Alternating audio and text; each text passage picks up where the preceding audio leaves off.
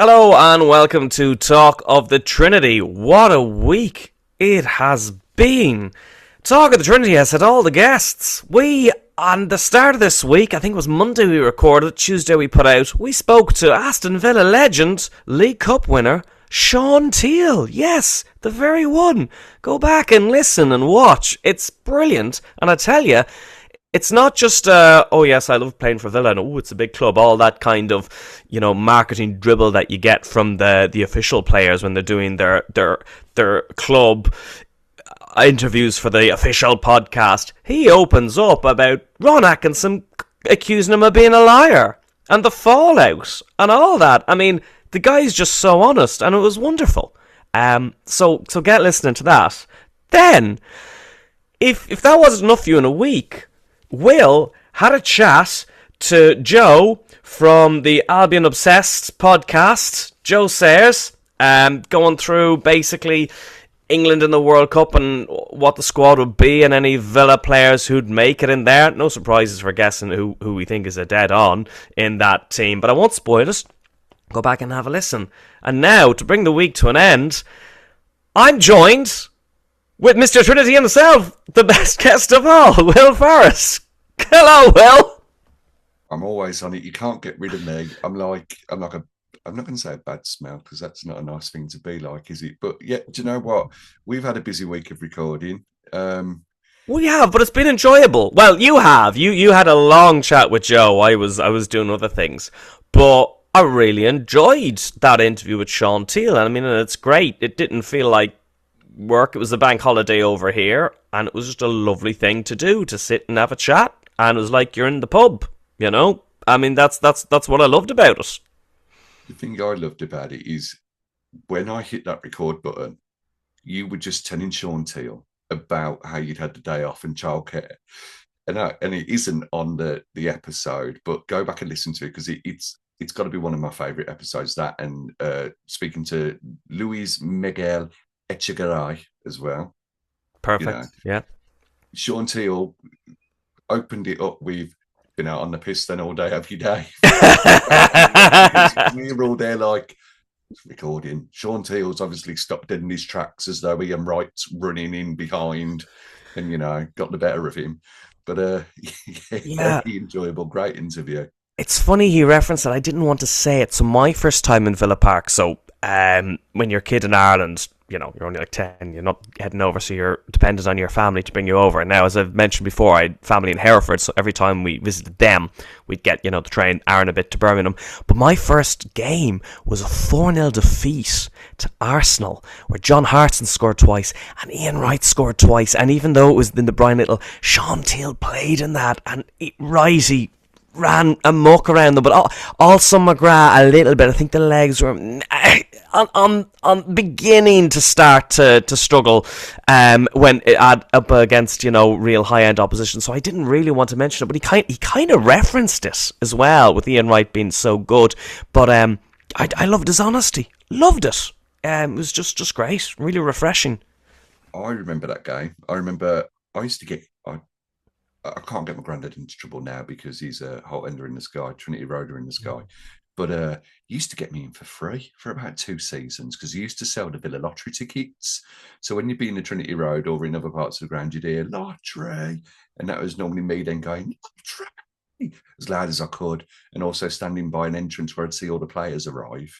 And like the security bloke would go, Dwight, one of your biggest fans. And as he turned to point at me, I'd have legged it through shyness. I remember that game. I remember Ian Wright running us ragged, scoring the goals that he did, and Hartson as well, and thinking, Arsenal are rubbish. How have we lost to these 4-0?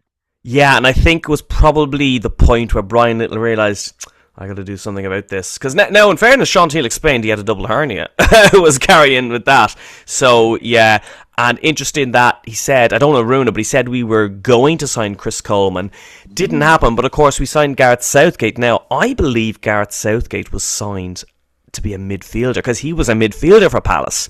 And then, probably when the Coleman thing fell through, Little must have put him back into defence then, and we already had Ugo beginning to come in. Wasn't probably the powerhouse that he became the following season, but it was probably, I referenced it, it was probably the end of that run team, and maybe that game was the realisation from Brian that I'm going to have to kind of, get a few new defenders in here for the demands of the Premier League. So, but,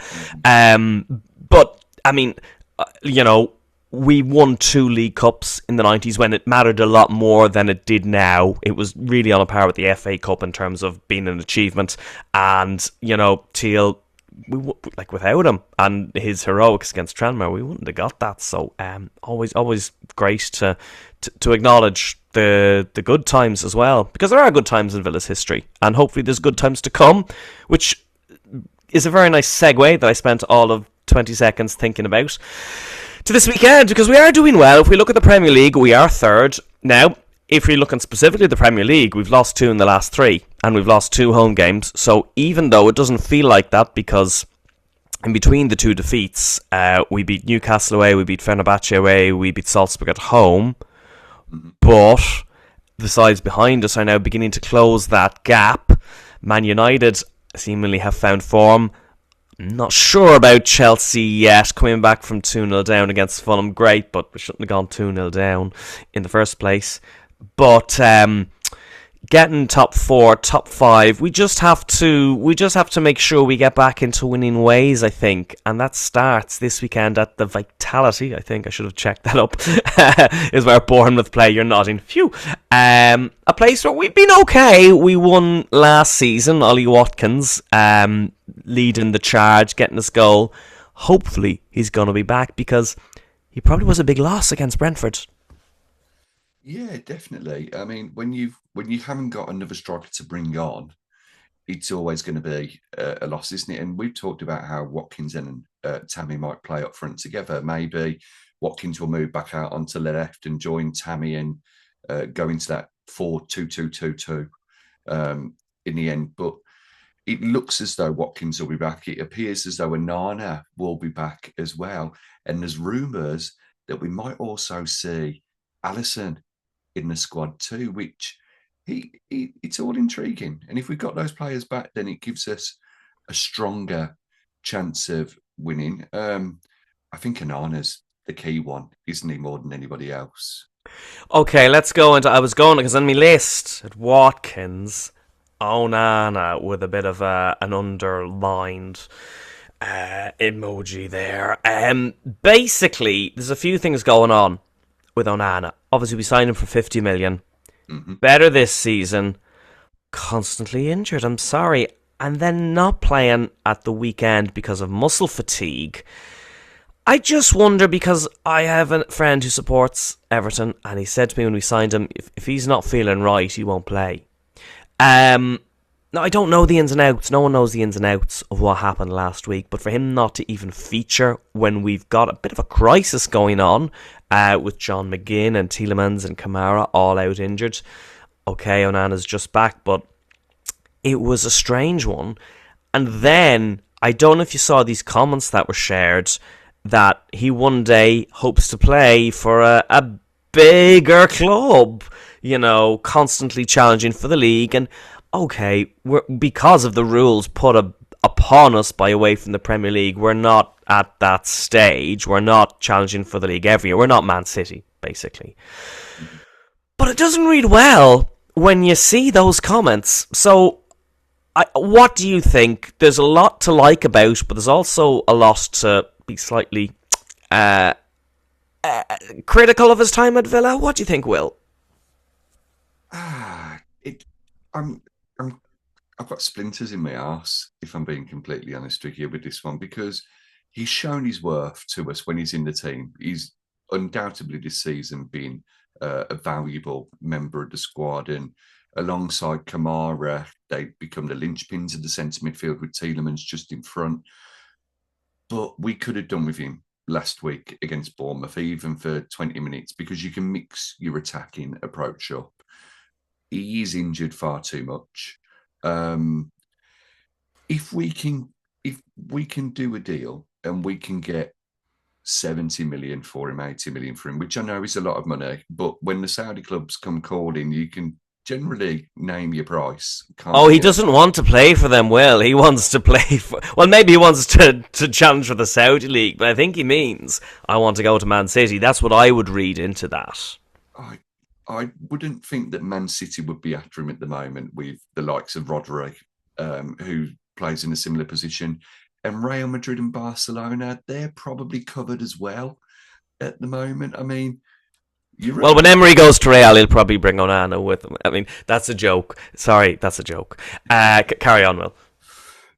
He's at a big club at the moment that hopefully, once we've got everything sorted, we've seen that the wages have been reduced down to 71% from 96 or so. And we get that Champions League football. He's a high earner anyway. He's obviously a valuable player. We might be able to push on that a little bit more next season. And just because we've lost 2 games recently, strangely both at home, the first time in, I think it's about 25 million years that we've lost 2 games on the trot at home, there is no reason why we can't pick up form, why we can't capitalise on wobbles at the top of the table and maintain some sort of challenge, at the very least, Champions League challenge.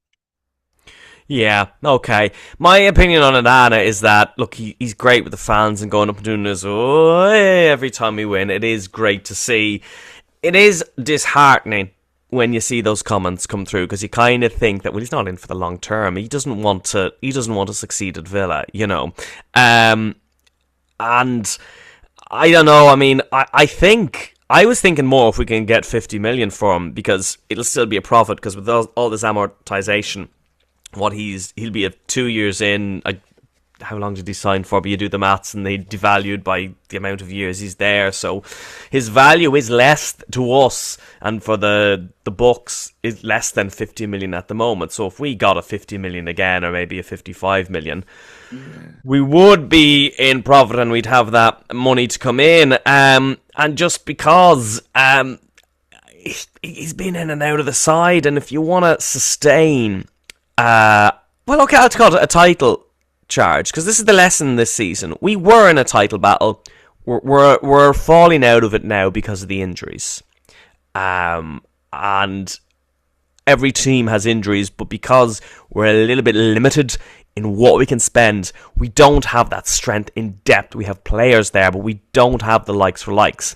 Mm-hmm. One of the few areas we should have the likes for likes is actually in midfield with Tielemans and to a lesser extent McGinn, although we need McGinn, but Kamara and Onana, so we should have it there. So when Onana is constantly in and out of the side, and Kamara keeps on getting his injuries, do you look and say, we need someone who's going to be quality, but who's going to have consistency, who's not going to get injured? Because with both Onana and Kamara, I'm sorry, but their absentees are a problem.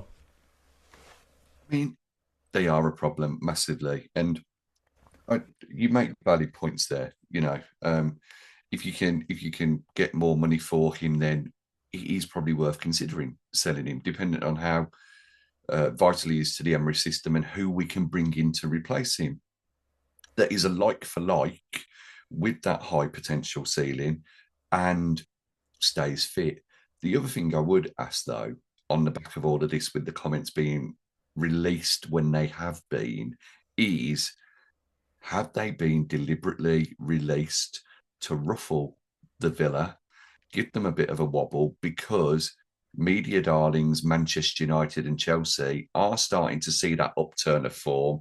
The media who love them, they absolutely love them, want them to get that Champions League spots, and if it means that they have to try and help them, it's conspiracy theory, I get it, corrupt PL. But could that be why it's been released? Is it because the media don't like seeing Aston Villa in the top 3, top 4, top 5, top 6? Yeah, I'm just trying to have a little look up and see when the media, when the comments were made. And it was an interview with someone called Het Nieuwsblad. So you're talking about, I'm presuming that's like a Belgian interviewer. So why has he decided to release them when he did? I don't know. Yeah, it's not, just from a quick search there, it's not abundantly clear why they were released now. But yeah, conspiracize all you want there, because you might well be right. The bottom line is we could do with him, and so the bottom line is hopefully he'll be playing this weekend. Yeah. Because it is important we get back to winning ways, and it's not an easy place to go. I heard this on, I think it was the stat pack on when AVSC Saturday goes in 1874. I'll do my due diligence and quote if I'm getting information. We've never done the double over Bournemouth. So Wow. yeah, since they've come up and stayed there, and then we went down. But yeah, so it's we have had victories, but they're a tricky side, and they've been in a bit of good form. I won't be happy with anything other than a win. Am I setting the bar a bit too high? Would a draw away from home be a decent result, Will? It would be a good result if Man United and Chelsea drop points as well. If they only get a point or they lose their games. Yeah. I don't know who they've got. Well, Man United. Well, I mean, okay. The bad news is Chelsea have Wolves. Now Man United have Spurs. Maybe Spurs are just about to hit a bit of resurgence after coming back from their to Man City, the draw at Man City. And sorry, am I wrong there? This is where I'm going to have to go back and edit it. Sorry, Man United are against Spurs tomorrow. That's correct, and Chelsea Wolves. Yeah, that's exactly it. So you're looking at probably a Chelsea win. Yep. Maybe a Man United draw. It depends what Spurs team they get, doesn't it? I mean, if the worst comes to the worst and they both win and we lose, then obviously the gap is a lot closer. I think Man United are 3 points behind us then, and Chelsea are probably 6 points behind us, if I remember correctly. I don't think it's guaranteed that we won't win at Bournemouth. In fact, I'd be confident that with Onana back in the team and with potentially a couple of other little tweaks to the side as well, just to get some fresh legs in there, that we can go there and beat them. I know that Bournemouth have only lost 2 games at home this season, and last time out at the Vitality, they got that late winner against Liverpool in the 3-2 win, which has helped us in many ways because it keeps Liverpool off our tails. But Bournemouth are only 6 points off Liverpool. They're 6 places below Liverpool. They're nowhere near relegation form. They're 13 points above the drop zone. Bournemouth are going to be finishing, in a good position this season. They're level on points with Newcastle. So, they're not a million miles away, and they're probably thinking, well, if top 5 is Champions League and 6th is Europa and what is it, 7th, and then who's won the League Cup? Is that an next? Potentially 8th place is Europe. They're 3 points off 8th. They're 3 points off 7th. So they got to be thinking, we could get into Europe here. So it is a tough game. So I know I've said we need to get back and win. This is tricky. It is. And do you know what? You have to commend Bournemouth for how well they've done this season. Absolutely. They got rid of pretty much their whole back line last year. The sales of Zemenier and Hudson and Kirkes generated a hell of a lot of money for them. They've sold Semenyo, who's their top scorer as well, but they brought in some decent players like Krupa. He's having a fantastic season for them. The Senesi is doing very well defensively. I know there's links of him going to Barcelona. It will be difficult to go there, but if one man can go there with a game plan and execute it and get a win down on the South Coast, then Unai Emery's that man, isn't he? I mean, we were poor against them last year from what I remember when we beat them 1-0 and Watkins scored the milestone Premier League goal to make him the top Premier League goal scorer ever. And he hardly touched the ball with the flick, but in the game in general. So I'm quietly confident that we will go down there and we will be able to get a victory over them. But I hope they do well for the rest of the season, And something that generally doesn't happen under Emery. Now, maybe it happened a little bit last year, but there was Champions League to try and fit in there is that we generally don't go on poor runs of form. Having this so many games without a win. It generally doesn't happen on Emery. Happened a little bit last year, but there was squad management issues there. We've had our week off, as in we've had no midweek game. Which means we're bizarrely on Saturday at 3 o'clock. When did that used to happen? That football matches are Saturday at 3.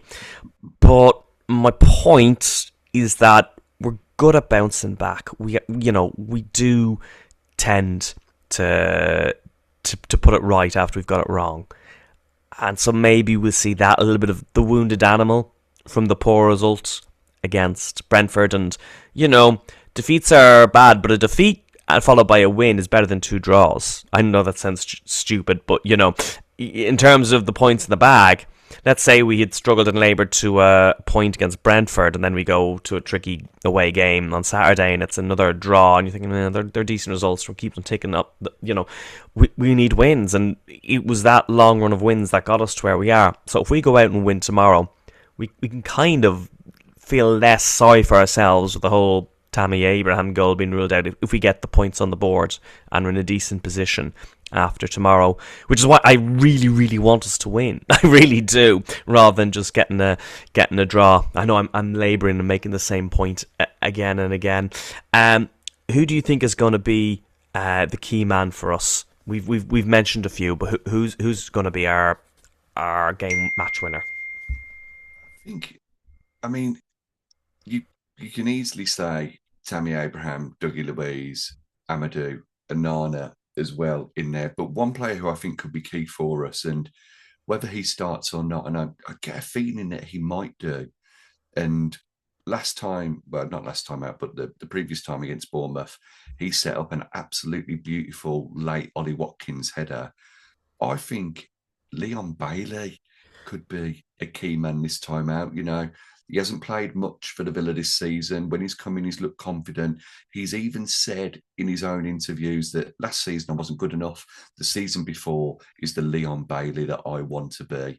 Let's get him on that right wing, cutting inside with the left foot and getting crosses in, because it offers something that little bit different to what Sancho has on the right. And it'd be a shame for Sancho to be dropped. But I think Leon Bailey comes back in and gets a couple of assists. Yeah, I mean, he did well against Brentford. I mean, this is the thing. We have to remember that Bailey, hasn't played much for half a season. I thought his attitude looked good. He had a great chance where he cut it in and then blasted it over, but that might just be a little bit of rust. But his attitude seemed to be right. And as you said he knows last season it wasn't good enough. He got sent out to Roma. It wasn't working there. If he's coming back with a good attitude, and has application, then yeah, absolutely, he could be important, because we know from the season before last, Bailey in good form with his speed, he'd be a nightmare for defenders. We just didn't see it enough. So fingers crossed, you're right, and Bailey is the man to give us maybe a little bit of extra, something that we didn't have for the first half of the season. Yeah, and I mean, he excelled in this structure of the 4-2-2-2 when Diaby was there. So him being able to adapt as quickly as he has done and help us over the rest of the season will be vital. But speaking of structures and having to adapt, and I appreciate your hosting this, we're having to adapt because reasonable Baz is out in the field. Should we see what he thinks of the Bournemouth game? Let's see what he thinks. Over to you in the field, Baz. Thanks, guys. So off we go to the south coast for a trip at the remarkably unusual time of 3 p.m. on a Saturday afternoon. Haven't had many of those to worry about over the last year or so. Our hosts on Saturday, an interesting time down there in terms of the start of the transfer window for them, losing their talisman, Semiano, who's also hit the ground running at Man City. They were able to bring in a replacement near the end of the transfer window from Vasco, Ryan, off the bench. against Wolves in the previous game for Bournemouth, an assist to seal the win near the end of the game, along with Toff has been brought in, the Hungarian, as well to add that depth to the squad. And you'd think Semiano going would have been a cataclysmic blow to this Bournemouth team and their prospects this season. But actually, in terms of the form, they're third currently in the form table for the last 5 games and are unbeaten in the last 4, having mentioned their last game won away at Wolves, previously beating Liverpool at home 3-2 in what appears to be every few years there just has to be a crazy game between these two teams. Bournemouth getting the winner in injury time. And a credible draw away at Brighton and a home win against Spurs. Only defeat in that period going out on penalties to Newcastle in the FA Cup. So perhaps a more fiendish battle awaits Villa than perhaps may have been anticipated a few weeks ago. And their attacking players still got some pretty good ones lying around at the club. In addition to the players they brought in, Junior Krupi is stepping up into the team now. Ivan Nielsen, figurehead up front, and their rebuilt defence, a welcome clean sheet away at Wolves last week because they have been shipping goals at the back in even on their good winning spell over the last month or so. 2 at home to Liverpool, 4 away at three away at Newcastle, 2 at home to Spurs, 3 at home to Arsenal. So they're not really in the clean sheet keeping game. But in terms of Villa, evidently have to be wary of the quality that Bournemouth have in attacking areas. And speaking of quality in attacking areas, Villa are going to be boosted by the return of Ollie Watkins to fitness and Onana, who looks like he is ready to play a full part in the game after both missing out at home to Brentford. And so for such a long time, it had all been about Villa's home record. That was the pillar of strength. And in the Premier League, the last 2 games, the wheels have slightly fallen off in terms of 2 defeats, no goals scored.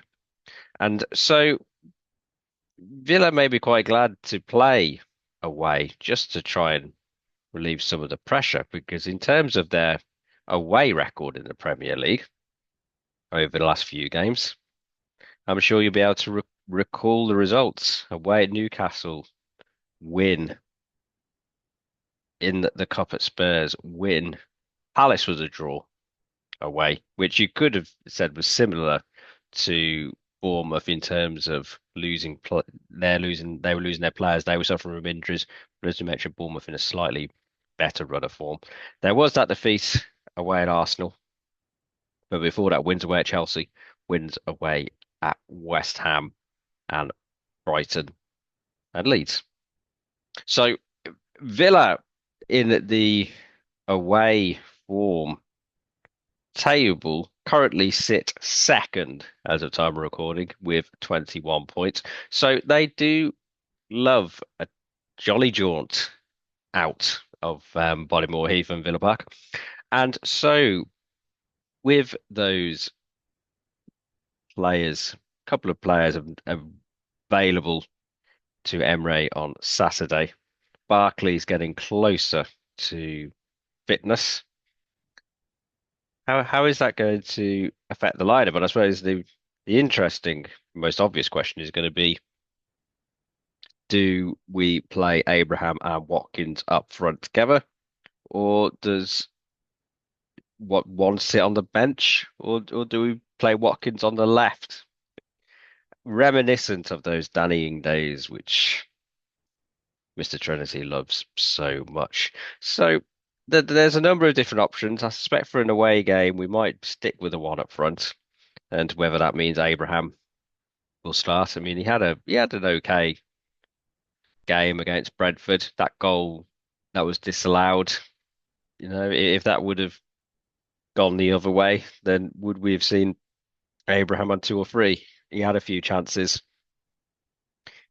Doesn't look like he's massively off the pace. So, but obviously, will take a little while to get used to Emre's system. But there was nothing to set the alarm bells ringing in terms of his debut, and also Dougie Luiz fitted straight back into the team and had a good game as well. So I think in terms of the team selection, I think Emre will show Bournemouth a bit of respect and only play one up front. And I do suspect that I think Watkins might be on the bench, actually. I think in terms of Emre does like to wind up Watkins to have a point to prove. And then he does usually get some good results from him in the past. And so starting Abraham, even when Watkins is fit, could be that Emre attempt at the mind games in order just to encourage Watkins to maintain his top performance. But Emre will know.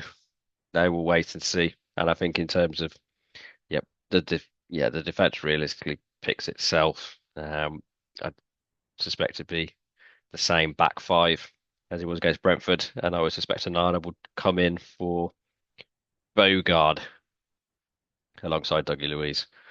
So with that, in terms of Villa, decent away form, as we mentioned, Bournemouth, with their decent run over the last month or so, kind of pulling together since they lost their talisman. In terms of their home record, they are 10th in the Premier League on 22 points in the form table. That is only 3 points behind Villa now.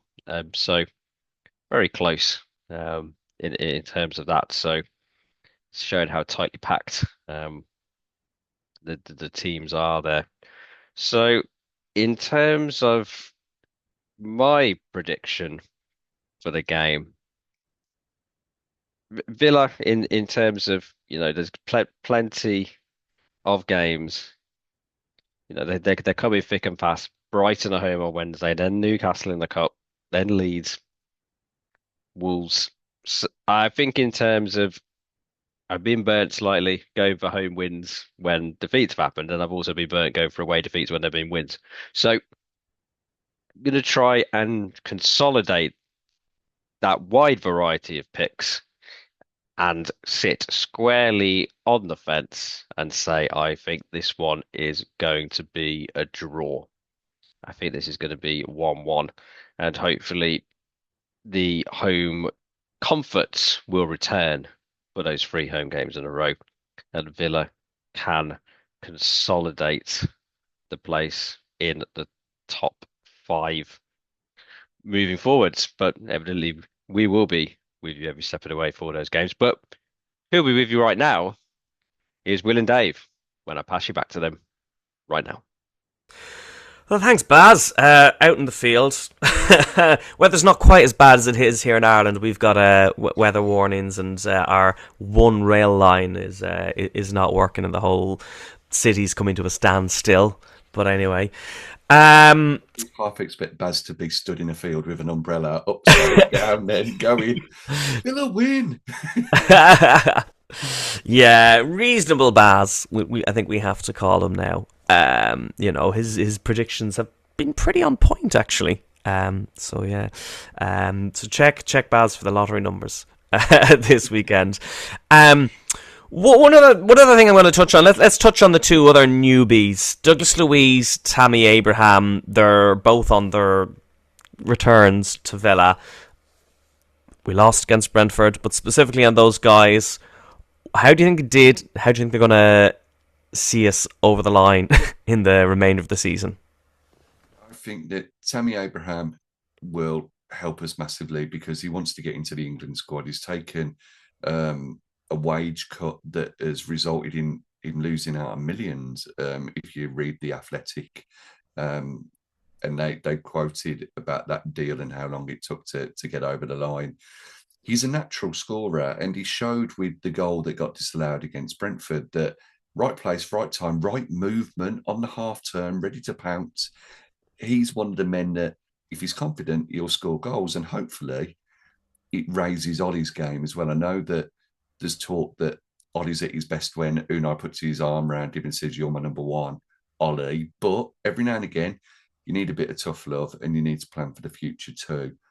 Dougie Louise, I don't buy into the narrative of Dougie Louise is going to be rubbish because Kamara's injured, and he was rubbish when Kamara was injured before. He may have dropped off a little bit before, but as long as Dougie Louise has got a defensive midfielder alongside him, he'll be able to pull the strings. He showed that on Sunday. Bogard alongside him, he's created 5 goal-scoring opportunities in that game, his first game back, and he was a completely different player, wasn't he, to what we've seen at Nottingham Forest earlier this season.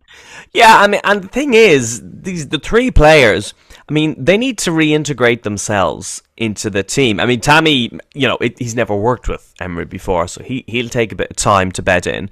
But Louise and Bailey, they need a bit more time, and I would say, at least there was a lot of data coming from that game, and Emery's had a bit of time to work with them, and so they might be moulded a bit more into the kind of specific formation that he wants, that Emery wants. So I think don't judge them on the game against Bournemouth, but you can see that the signs are there that they'll both help us, and they're both good additions, particularly considering the injuries we've had. And it's good thinking, and Emery knows you don't have to, with the pair of them, you don't have to spend ages about, this is Birmingham and this is, I mean, they know what it's like. They know there's no beach, but that's fine. You tell me there's some lovely lakes, I'm sure. But I think they're good signings, and I think they will help us, and I think it'll be that situation where we have a few winnable games coming up in February. By the time we get to March, I'd say those guys will be motoring. And actually, we've tougher games in March, but against the sides that we need to take points off, I'd rather have them up and running there, and maybe a couple of games. Like, I'm not saying they're easy. Like, Brighton is not easy. Bournemouth is not easy. But, we've got other, sides up there as in the back end of the season. And I think if they're motoring, and then we'll begin to see the likes of the Tielemans and McGinn, maybe on the bench then, we could be in a good space by then. So that's my optimistic kind of view for the rest of the season. But anyway, let's focus back on Bournemouth. We've both agreed that this is a tough game. We both have said that, Areola has done a really, really good job in managing the players they've lost, but not really letting them affect it. I mean, that's tough. It's tough for any manager. So huge kudos to him. What do you predict for the weekend, for Saturday at 3:00? Well, it's ridiculous that it's Saturday at 3:00 for a start, and that we've got another 3:00 Saturday game coming up soon at home, the first one in over a year against Leeds. I'll be there signing autographs, taking pictures if anybody wants to, probably selfies. I think that all the games in February are winnable, and that's no disrespect to the teams we're playing, because they're probably looking at us and thinking, we could catch Villa out as well and get a result here. I think that this one and Wednesday will be difficult, and obviously we'll go into more about Wednesday when we chat with Villa Paddy for the Liverpool McGrath podcast, and also to Joe from the Albion Obsessed podcast, and he gives us that Brighton viewpoint. But I think we're going to see a 5-goal thriller that ends in a win for the Villa. Okay. So it's either 3-2 or 4-1 or 5-0. 3-2 Villa. 3-2 Villa. Yeah, I'm going to be optimistic. I'm going to say 1-0. I think that was the score last season. And Ollie again. Fingers crossed. Take it. Absolutely. Just get back and get the win, and then we can all just look at how likelihood Man United might drop a few points. You'd expect Chelsea to win, although you never know. Football's a funny game. I'm still undecided on Rosenior, so we'll see. And then Jeepers Liverpool. I don't know. Do we even need to be bothered about Liverpool at this stage? How times have changed. But I think a win and we're all. Oh yeah, Liverpool have Man City. That's it. Yeah. So you would. Well, you never know. Actually, we might get into second place. Oh, it's to dream. Either way, it will be a good result for us, that Man City Liverpool game. There'll be a positive there. Yeah, and that's the thing as well. So look, we'll say we're both saying a 1-goal win for Aston Villa. Of everything crossed, we got to get back on the horse. No better man than Unai Emery at the helm. So leaving you on that air of relative positivity. Will, thanks for chatting to me today. Mate, it's always a pleasure chatting to you. It's always a pleasure doing these podcasts. That's why we've got so many episodes at the moment. And hopefully it will be a pleasure when we next chat after the game, because going down to the South Coast, Unai Emery buying all of the players a lovely ice cream to celebrate if we get that win would just be the cherry on top. Cheers, Tar. Thank you very much. Up the Villa. Working with a professional here. Up the Villa.